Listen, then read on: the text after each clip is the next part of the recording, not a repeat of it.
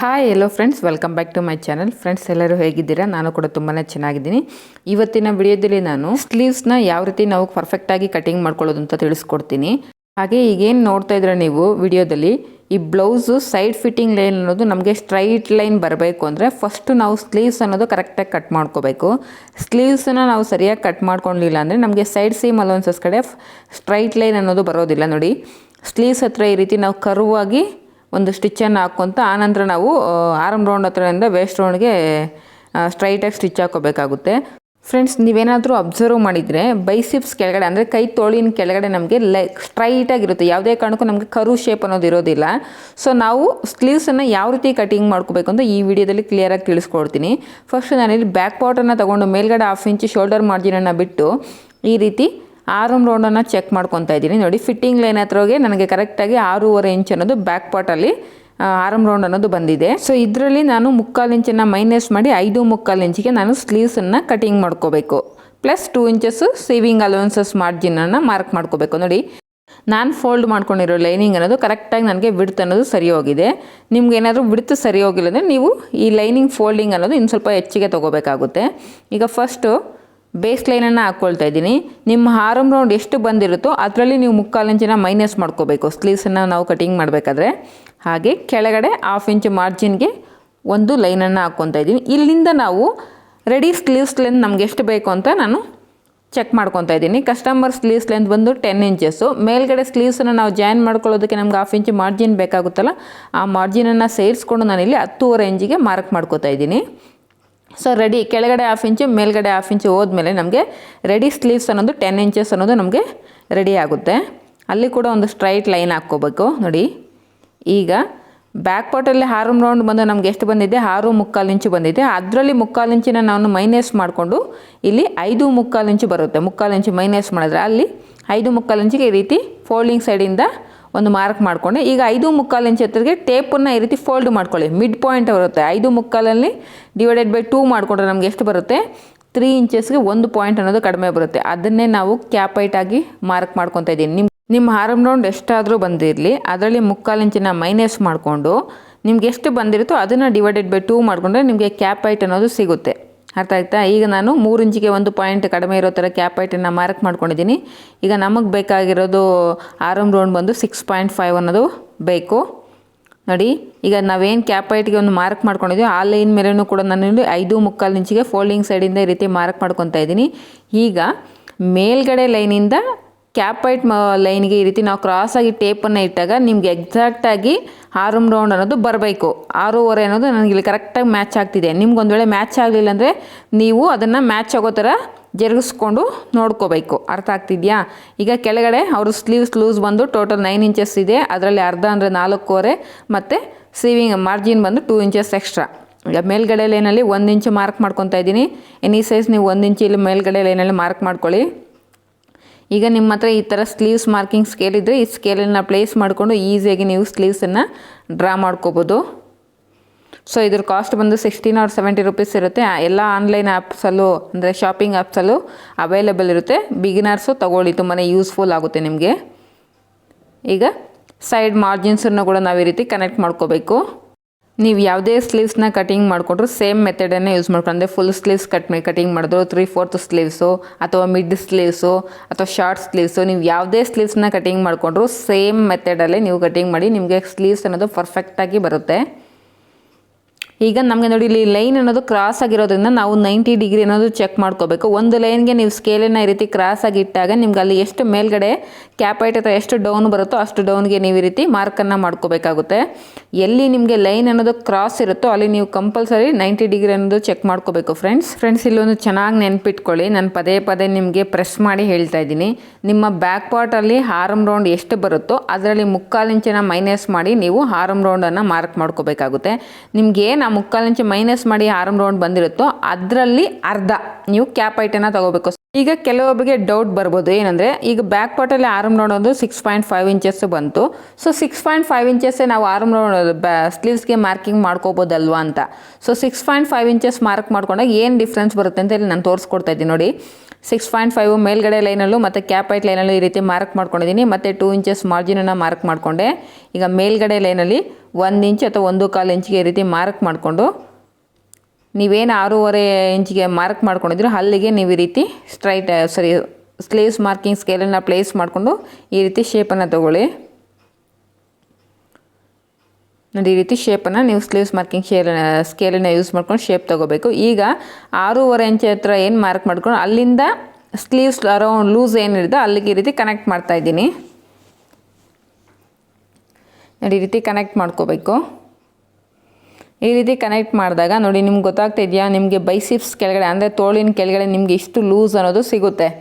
ನೀವೇನೇ ಫಿಟ್ಟಿಂಗ್ ಎಷ್ಟೇ ಪರ್ಫೆಕ್ಟಾಗಿ ಫಿಟ್ಟಿಂಗ್ ಹಾಕಿದ್ರೂ ಕೂಡ ನಿಮಗೆ ಬೈಸಿಪ್ಸ್ ಕೆಳಗಡೆ ಅಂದರೆ ತೋಳಿನ ಕೆಳಗಡೆ ನಿಮಗೆ ಇಷ್ಟು ಲೂಸ್ ಅನ್ನೋದು ಬಂದುಬಿಡುತ್ತೆ. ಆಗ ನಿಮಗೆ ಸ್ಲೀವ್ಸ್ ಫಿನಿಶಿಂಗ್ ಅನ್ನೋದು ಬರೋದಿಲ್ಲ. ಆಗ ನೀವೇನು ಮಾಡ್ತೀರಾ, ಈ ರೀತಿ ಕ್ರಾಸಾಗಿ ನೀವು ಫಿಟ್ಟಿಂಗ್ ಲೈನನ್ನು ಹಾಕಬೇಕಾಗುತ್ತೆ. ಸೊ ಅದ್ರ ಬದಲು ನೀವು ಫಸ್ಟ್ ಮಾರ್ಕಿಂಗ್ ಮಾಡೋವಾಗೆ ನೀವು 3/4 ಇಂಚನ್ನು ಮೈನಸ್ ಮಾಡಿಕೊಂಡು ನೀವು ಮಾರ್ಕಿಂಗ್ ಮಾಡಿದ್ರೆ ನಿಮಗೆ ಸ್ಲೀವ್ಸ್ ಅನ್ನೋದು ಪರ್ಫೆಕ್ಟಾಗಿ ರೆಡಿ ಆಗುತ್ತೆ. ಹಾಗೆ ಇವಾಗ ನಾನು ಹೇಳಿರೋ ಪ್ರಕಾರ ಅಂದರೆ 3/4 ಇಂಚನ್ನು ಮೈನಸ್ ಮಾಡಿ ನಾವು ಸ್ಲೀವ್ಸನ್ನು ಮಾರ್ಕಿಂಗ್ ಮಾಡಿಕೊಂಡ್ರೆ ಕರೆಕ್ಟಾಗಿ ನಮಗೆ ಮ್ಯಾಚ್ ಆಗುತ್ತಾ ಅಂತ ನಿಮ್ಗೊಂದು ಡೌಟ್ ಬರ್ಬೋದು. ಸ್ಟಿಚಿಂಗ್ ಮಾಡಬೇಕಾದ್ರೆ ಹೆಚ್ಚು ಕಡಿಮೆ ಬರೋದಿಲ್ವ ಅಂತ ಡೌಟ್ ಬರ್ಬೋದು. ಸೊ ಅದನ್ನು ಕೂಡ ತೋರಿಸ್ಕೊಡ್ತೀನಿ ಇಲ್ಲಿ ನಾನು. ಪರ್ಫೆಕ್ಟಾಗಿ ಮ್ಯಾಚ್ ಅಂದರೆ ಸ್ಟಿಚಿಂಗ್ ಮಾಡೋವಾಗ ಏನಾದರೂ ಹೆಚ್ಚು ಕಡಿಮೆ ಬರುತ್ತೋ ಇಲ್ವ ಅಂತ ಕೂಡ ತೋರಿಸ್ಕೊಡ್ತೀನಿ. ಹಾಗೆ ಇಲ್ಲೇನು ನೀವು 6.5 ಇಂಚಿಗೆ ಈ ಕಡೆ ಕ್ರಾಸಾಗಿ ಈ ರೀತಿ ಮಾರ್ಕ್ ಮಾಡಿ ಅದು ಕೂಡ ನಮಗೆ ಜಾಸ್ತಿ ಬರುತ್ತೆ. ಅಂದರೆ ಸ್ಲೀವ್ಸನ್ನು ನಾವು ಸ್ಟಿಚ್ ಮಾಡಬೇಕಾದ್ರೆ ಸೈಡ್ಸು ಜಾಸ್ತಿ ಅನ್ನೋದು ಬಂದುಬಿಡುತ್ತೆ. ಫ್ರಂಟಲ್ಲೂ ಜಾಸ್ತಿ ಬರುತ್ತೆ ಮತ್ತು ಬ್ಯಾಕ್ ಪಾರ್ಟಲ್ಲೂ ಜಾಸ್ತಿ ಬರುತ್ತೆ. ಆಗ ನಿಮಗೆ ಫಿಟ್ಟಿಂಗ್ ಲೈನ್ ಅನ್ನೋದು ಪರ್ಫೆಕ್ಟಾಗಿ ಬರೋದಿಲ್ಲ. ಈಗ ನಾನು ಏನು ಮಾರ್ಕ್ ಮಾಡಿದ್ದೀನೋ ಅದ್ರ ಪ್ರಕಾರ ನೀಟಾಗಿ ಕಟಿಂಗ್ ಮಾಡ್ಕೊಂಡಿದ್ದೀನಿ. ಈಗ ಮಿಡ್ಲಲ್ಲಿ ಒಂದು ಟಕ್ಸನ್ನು ಇಟ್ಕೋಬೇಕು. ಸೈಡ್ ಸೀಮ್ ಫಿಟ್ಟಿಂಗ್ ಲೈನ್ ಹತ್ರ ಕೂಡ ಒಂದು ಟಕ್ಸನ್ನು ಇಟ್ಕೋಬೇಕು. ಈಗ ಈ ರೀತಿ ಸ್ಲೀವ್ಸನ್ನು ಓಪನ್ ಮಾಡಿಕೊಂಡು ನಾವು ಫ್ರಂಟ್ ಆರ್ಮೋಲ್ ಶೇಪನ್ನು ಮಾರ್ಕ್ ಮಾಡ್ಕೋಬೇಕು.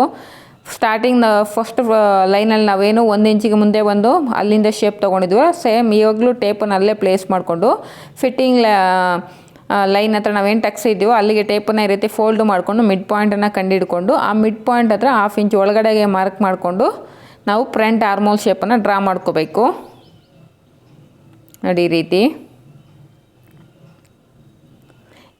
ಎನಿ ಸೈಜ್ಗೆ ನೀವು 1/2 ಇಂಚ್ ಒಳಗಡೆ ಬಂದು ಮಾರ್ಕ್ ಮಾಡಿಕೊಂಡ್ರೆ ಸಾಕು. ಮತ್ತು ಅದಕ್ಕೂ ಕಮೆಂಟ್ ಮಾಡಿ ಕೇಳಬೇಡಿ, ಮೇಡಮ್ ಎಲ್ಲ ಸೈಜ್ಗೂ ನೀವು 1/2 ಇಂಚೆ ಒಳಗಡೆಗೆ ಬಂದು ಫ್ರಂಟ್ ಆರ್ಮೋಲ್ ಶೇಪನ್ನು ತೊಗೋಬೇಕು ಅಂತ ಕೇಳಬೇಡಿ. ಎನಿ ಸೈಜ್ ನೀವು ಫ್ರಂಟ್ ಆರ್ಮೋಲ್ ಶೇಪ್ ಅನ್ನೋದು 1/2 ಇಂಚ್ ಸಾಕಾಗುತ್ತೆ. ಯಾವುದೇ ಚೆಸ್ಟ್ ಸೈಜಾಗಿ ಆಗಿದ್ರೂ ಪರವಾಗಿಲ್ಲ. 1/2 ಇಂಚ್ ಒಳಗಡೆ ಬಂದು ನೀವು ಫ್ರಂಟ್ ಆರ್ಮೋಲ್ ಶೇಪನ್ನು ಮಾರ್ಕ್ ಮಾಡ್ಕೊಳ್ಳಿ ನೋಡಿ. ಈಗ ನಾನು ಸ್ಲೀವ್ಸನ್ನು ಅಟ್ಯಾಚ್ ಮಾಡಿ ತೋರಿಸ್ತೀನಿ ಯಾವ ರೀತಿ ಅಂತ ನೋಡಿ. ಸ್ಲೀವ್ಸ್ ನಾನು ಆಲ್ರೆಡಿ ರೆಡಿ ಮಾಡಿ ಇಟ್ಕೊಂಡಿದ್ದೀನಿ. ಹಾಗೆ ಫ್ರಂಟ್ ಆರ್ಮೋಲ್ ಶೇಪ್ ಅನ್ನೋದು ನೋಡಿ ಈ ರೀತಿ ಚೆಕ್ ಮಾಡ್ಕೊಳ್ಳಿ. ಒಂದಕ್ಕೊಂದು ಆಪೋಸಿಟ್ ಇರಬೇಕು. ನೀವೆರಡು ಒಂದೇ ಸೈಡ್ ಬರೋ ಥರ ಏನಾದರೂ ಸ್ಲೀವ್ಸನ್ನು ಸ್ಟಿಚ್ ಮಾಡಿಕೊಂಡ್ರೆ ನಿಮಗೆ ಫ್ರಂಟ್ ಆರ್ಮೋಲ್ ಶೇಪ್ ಅನ್ನೋದು ಒಂದು ಬ್ಯಾಕ್ ಸೈಡು ಒಂದು ಫ್ರಂಟ್ ಸೈಡ್ ಅನ್ನೋದು ನೀವು ಸ್ಟಿಚ್ ಮಾಡಬೇಕಾಗುತ್ತೆ. ಈಗ ನೋಡಿ ಶೋಲ್ಡರ್ ಹತ್ರ ಏನಾದರೂ ಹೆಚ್ಚು ಕಡಿಮೆ ಇದ್ದರೆ ಈ ರೀತಿ ನೀಟಾಗಿ ಸ್ಟ್ರೈಟಾಗಿ ಕಟ್ ಮಾಡ್ಕೊಬೇಡಿ. ಯಾಕಂದರೆ ಶೋಲ್ಡರ್ಸ್ ಅನ್ನೋದು ನಮಗೆ ಈಕ್ವಲ್ ಆಗಿರಬೇಕು ಸ್ಲೀವ್ಸನ್ನು ಅಟ್ಯಾಚ್ ಮಾಡುವಾಗ. ಈಗ ಫ್ರಂಟ್ ಆರ್ಮೋಲ್ ಬರೋ ಅಂಥ ಸ್ಲೀವ್ಸನ್ನು ಫ್ರಂಟ್ ಆರ್ಮೋಲ್ ಸೈಡ್ಗೆ ನಾವು ಬರೋ ಥರ ಸ್ಟಿಚ್ ಮಾಡ್ಕೋಬೇಕು ನೋಡಿ. ನಾನಲ್ಲಿ ಆಲ್ರೆಡಿ ಟಕ್ಸ್ ಇಟ್ಕೊಂಡಿದ್ದೀನಲ್ಲ ನಿಮಗೆ ಕಾಣಿಸ್ತಿದೆಯಲ್ವ. ಸೊ ಅದು ಫ್ರಂಟ್ ಸೈಡ್ಗೆ ಬರೋ ಥರನೇ ನಾವು ಸ್ಟಿಚ್ ಮಾಡಬೇಕು. ಈಗ ಸ್ಲೀವ್ಸ್ ಮಿಡ್ ಪಾಯಿಂಟ್ ಹತ್ರದಿಂದ ಶೋಲ್ಡರ್ ಮಿಡ್ ಪಾಯಿಂಟ್ ಹತ್ರದಿಂದ ಈ ರೀತಿ ಚೆಕ್ ಮಾಡಿಕೊಂಡು ಸೈಡ್ ಸೀಮ್ ಅಲೌನ್ಸಸ್ ಕಡೆಯಿಂದ ಸ್ಟಿಚಿಂಗನ್ನು ಹಾಕ್ಕೊತ ಬರ್ತಾಯಿದ್ದೀನಿ. ನಿಮ್ಗೆ ಹೇಗೆ ಕನ್ವೀನಿಯೆಂಟು ಆಗಿ ಮಾಡ್ಕೊಳ್ಳಿ. ಕೆಲವರು ಮಿಡ್ ಪಾಯಿಂಟಿಂದನೂ ಸ್ಟಿಚ್ ಅಂದರೆ ಶೋಲ್ಡರ್ ಮಿಡ್ ಪಾಯಿಂಟ್ ಹತ್ರದಿಂದನೂ ಸ್ಲೀವ್ಸನ್ನು ಜಾಯಿನ್ ಮಾಡ್ತಾರೆ. ನಿಮ್ಗೆ ಯಾವುದು ಈಸಿ ಅನಿಸುತ್ತೋ ಆ ಮೆಥಡಲ್ಲಿ ನೀವು ಸ್ಟಿಚ್ಚನ್ನು ಹಾಕ್ಕೊಳ್ಳಿ. ಆದರೆ ಸ್ಟಿಚ್ ಹಾಕುವಾಗ ಯಾವುದೇ ಕಾರಣಕ್ಕೂ ಸ್ಲೀವ್ಸು ಏನಿರುತ್ತೋ ಅದನ್ನು ಎಳೆದು ಸ್ಟಿಚ್ ಮಾಡಬಾರ್ದು. ಶೋಲ್ಡರ್ ಹತ್ರ ಮಾರ್ಜಿನ್ ಅನ್ನೋದು ಬ್ಯಾಕ್ ಸೈಡ್ಗೆ ಇರೋ ಥರ ನೋಡ್ಕೊಳ್ಳಿ ನೋಡಿ. ಯಾವುದೇ ಕಾರಣಕ್ಕೂ ಸ್ಲೀವ್ಸ್ನ ಎಳೆದು ಸ್ಟಿಚ್ ಮಾಡೋಕ್ಕೆ ಹೋಗಬೇಡಿ. ಈ ರೀತಿ ಒಂದ್ರ ಮೇಲೆ ಒಂದು ನೀಟಾಗಿ ಈ ರೀತಿ ಪ್ಲೇಸ್ ಮಾಡ್ಕೊತ ನಾವು ಏನು 1/2 ಇಂಚ್ ಮಾರ್ಜಿನ್ ಇರುತ್ತೋ 1/2 ಇಂಚ್ ಮಾರ್ಜಿನ್ಗೆ ನಾವು ಸ್ಟಿಚ್ಚನ್ನು ಹಾಕ್ಕೊತ ಹೋಗಬೇಕು. ನೋಡ್ತಿದ್ರಲ್ಲ ಪರ್ಫೆಕ್ಟಾಗಿ ನಮಗೆ ಸ್ಲೀವ್ಸ್ ಅನ್ನೋದು ಸರಿ ಹೋಯಿತು ನೋಡಿ. ಈ ಕಡೆಯೂ ಹೆಚ್ಚು ಕಡಿಮೆ ಬರಲಿಲ್ಲ, ಫ್ರಂಟ್ ಪಾರ್ಟಲ್ಲೂ ನಮಗೆ ಹೆಚ್ಚು ಕಡಿಮೆ ಅನ್ನೋದು ಬರಲಿಲ್ಲ. ಕಂಪಲ್ಸರಿ ಡಬಲ್ ಸ್ಟಿಚ್ಚನ್ನು ಹಾಕ್ಕೊಳ್ಳಿ ಫ್ರೆಂಡ್ಸ್. ಒಂದು ಸಲ ಈ ಮೆಥಡಲ್ಲಿ ಟ್ರೈ ಮಾಡಿ ಹೇಗೆ ಬಂತು ಅಂತ ನನಗೆ ಕಮೆಂಟ್ ಮುಖಾಂತರ ತಿಳಿಸ್ಕೊಡಿ. ಐ ಹೋಪ್ ಈ ವಿಡಿಯೋದಲ್ಲಿ ನನಗೆ ಸ್ಲೀವ್ಸ್ ಬಗ್ಗೆ ಇರೋ ಡೌಟ್ಸು ಕ್ಲಿಯರ್ ಆಯಿತು ಅಂತ ಅಂದ್ಕೊಳ್ತಾ ಇದ್ದೀನಿ. ನೋಡಿ, ಇನ್ನೊಂದು ಸ್ಲೀವ್ಸ್ನೂ ಕೂಡ ಅದೇ ರೀತಿಯೇ ಮಿಡ್ ಪಾಯಿಂಟ್ ಹತ್ರ ನೋಡಿ, ಫಸ್ಟು ಶೋಲ್ಡರ್ ಮಿಡ್ ಪಾಯಿಂಟ್ ಹತ್ರದಿಂದ ಸ್ಲೀವ್ಸನ್ನು ಮಿಡ್ ಪಾಯಿಂಟ್ ಎರಡು ಮ್ಯಾಚ್ ಆಗೋ ಥರ ಈ ರೀತಿ ಪ್ಲೇಸ್ ಮಾಡಿಕೊಂಡು ಅಲ್ಲಿಂದ ಈ ರೀತಿ ಚೆಕ್ ಮಾಡ್ಕೋಬೇಕು. ಸ್ಲೀವ್ಸ್ ರೌಂಡ್ ಅನ್ನೋದು ಚೆಕ್ ಮಾಡಿಕೊಂಡು ಈ ರೀತಿ ಸ್ಟಿಚ್ಚನ್ನು ಹಾಕ್ಕೊತ ಬರಬೇಕು. ಸ್ಲೀವ್ಸನ್ನು ಜಾಯಿನ್ ಮಾಡುವಾಗ ಪದೇ ಪದೇ ಟೆನ್ಷನನ್ನು ಸ್ವಲ್ಪ ಮೇಲೆಗೆ ಎತ್ಕೊಂಡು ನೀವು ಕ್ಲಾತನ್ನು ಸರಿಪಡಿಸ್ಕೊಂಡು ನೀವು ಸ್ಲೀವ್ಸನ್ನು ಜಾಯಿನ್ ಮಾಡಬೇಕು. ಯಾಕಂದರೆ ಇಲ್ಲಿ ನಮ್ಗೆ ಆರ್ಮ್ ರೌಂಡ್ ಒಂದು ಕರ್ವ್ ಶೇಪಲ್ಲಿ ಇರೋದ್ರಿಂದ ನೀವು ಟೆನ್ಷನನ್ನು ಸ್ವಲ್ಪ ಮೇಲೆಗೆ ಎತ್ಕೊಂಡು ನೀವು ಕ್ಲಾತನ್ನು ಸರಿಪಡಿಸ್ಕೊಂಡು ನೀವು ಸ್ಲೀವ್ಸನ್ನು ಜಾಯಿನ್ ಮಾಡ್ಕೋಬೇಕಾಗುತ್ತೆ.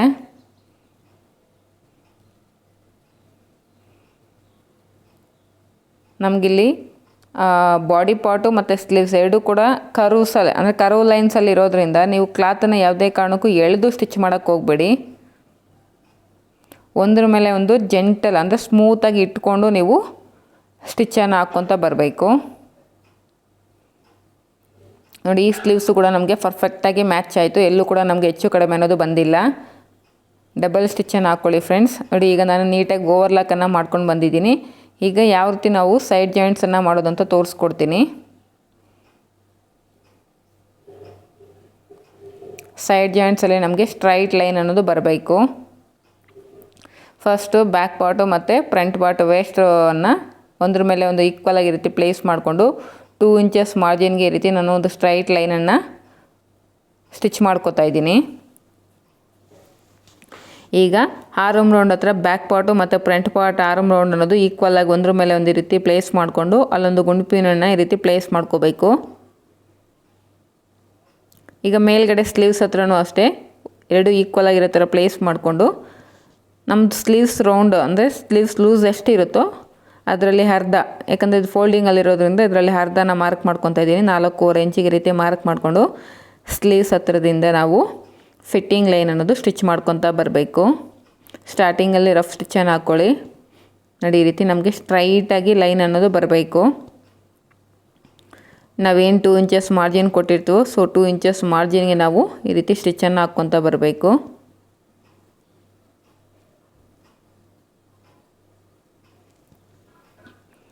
ಫ್ರೆಂಡ್ಸ್, ಯಾರಾದರೂ ಹೊಸದಾಗಿ ವಿಡಿಯೋನ ನೋಡ್ತಿದ್ದರೆ ಪ್ಲೀಸ್ ನನ್ನ ಚಾನಲನ್ನು ಸಬ್ಸ್ಕ್ರೈಬ್ ಮಾಡ್ಕೊಳ್ಳಿ. ಹಾಗೆ ಈ ವಿಡಿಯೋ ನಿಮಗೆ ಯೂಸ್ಫುಲ್ ಆಗಿದೆ ಅಂತಂದರೆ ವಿಡಿಯೋಗೆ ಲೈಕ್ ಮಾಡಿ. ಈ ವಿಡಿಯೋ ನಿಮ್ಮ ಫ್ಯಾಮಿಲಿ ಅಥವಾ ಫ್ರೆಂಡ್ಸಲ್ಲಿ ಯಾರಿಗಾದ್ರೂ ಯೂಸ್ಫುಲ್ ಆಗುತ್ತೆ ಅಂದರೆ ಅಂಥವ್ರಿಗೆ ಈ ವಿಡಿಯೋನ ಶೇರ್ ಮಾಡಿ ಫ್ರೆಂಡ್ಸ್. ಅಂದರೆ ಈ ವಿಡಿಯೋ ರಿಲೇಟೆಡ್ ಏನೇ ಡೌಟ್ಸ್ ಇದ್ದರೂ ನನಗೆ ಕಮೆಂಟ್ ಮುಖಾಂತರ ತಿಳಿಸ್ಕೊಡಿ. ಈ ರೀತಿ 2 ಇಂಚಸ್ ಮಾರ್ಜಿನ್ ಇರೋ ಥರ ನೋಡಿಕೊಂಡು ನೀವು ಫಿಟ್ಟಿಂಗ್ ಲೈನನ್ನು ಸ್ಟಿಚ್ ಮಾಡ್ಕೋಬೇಕು.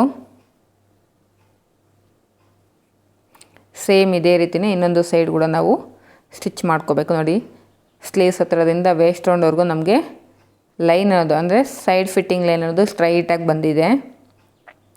ನೀವೇನಾದರೂ ಬ್ಯಾಕ್ ಆರ್ಮ್ ರೌಂಡ್ ಅನ್ನೋದು 6.25 ಇಂಚನ್ನೇ ಮಾರ್ಕ್ ಮಾಡಿಕೊಂಡು ನೀವು ಸ್ಲೀವ್ಸನ್ನು ಕಟಿಂಗ್ ಮಾಡಿಕೊಂಡ್ರೆ ನಿಮಗೆ ಸೈಡ್ ಫಿಟ್ಟಿಂಗ್ ಲೈನ್ ಅನ್ನೋದು ಇಷ್ಟೊಂದು ಸ್ಟ್ರೈಟಾಗಿ ಬರೋದಿಲ್ಲ.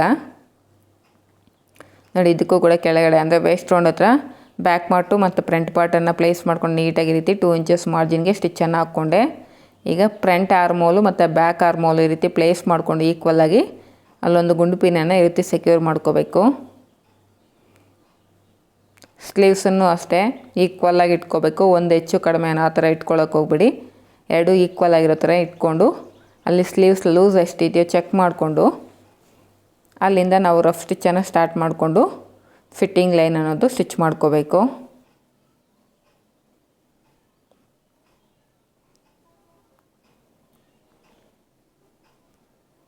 ಆರ್ಮ್ ರೌಂಡ್ ಹತ್ರ ಬಂದಾಗ ನೀಟಾಗಿ ಸರಿಪಡಿಸ್ಕೊಳ್ಳಿ.